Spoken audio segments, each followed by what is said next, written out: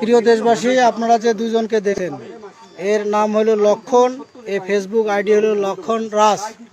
সে আজকে রাত 10টা কত মিনিটে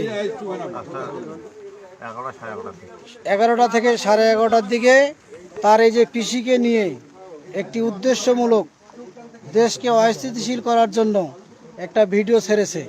যে ভিডিওতে তারা বুঝাতে চেয়েছে যে তাদের উপর এদেশের মুসলমানরা হামলা চালিয়েছে। আপনারা এখানে এলাকাবাসী আছেন, আপনারা বলেন এই ভিডিও সত্য না মিথ্যা? আপনি বলেন ভিডিও কি সত্য না মিথ্যা? আপনারা নিজের থেকে করেছেন নাকি? বলেন নিজের থেকেই ভিডিও করেন নাই?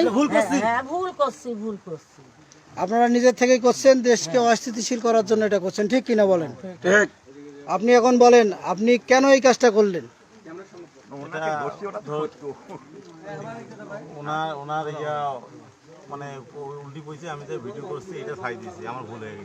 কথাগুলো আপনি অতিরিক্ত লিখে দিয়েছেন।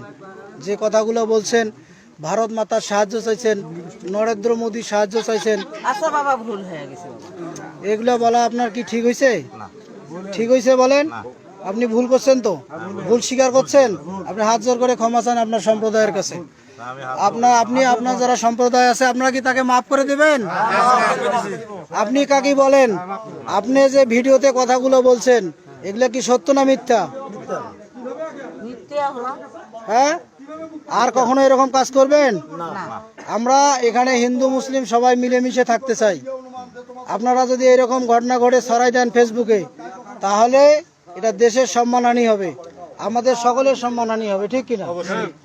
লক্ষণ, তুমি এখন তওবা করো, লোকজনের কাছে বলো আজ জীবনে দেশ অস্থিতিশীল হয়, কোনো সাম্প্রদায়িক দাঙ্গা সৃষ্টি হওয়ার সুযোগ থাকে, এই কাজ তোমরা দুজনে করবে না। বলো, তুমি মাপ চাও, লোকজনকে বলো, স্টেটমেন্ট দাও। এখন কথা হচ্ছে, তোমাকে কি কেউ আমরা প্রেসার দিয়ে এগুলো করাচ্ছি? তুমি যদি পরে বলো যে না আমাকে জোর করে ধরিয়ে এলে ভিডিও নিচ্ছে, আমি এটা মানি না। কাকে? আপনি তো লক্ষণের মা, আপনি বলেন কিছু কথা।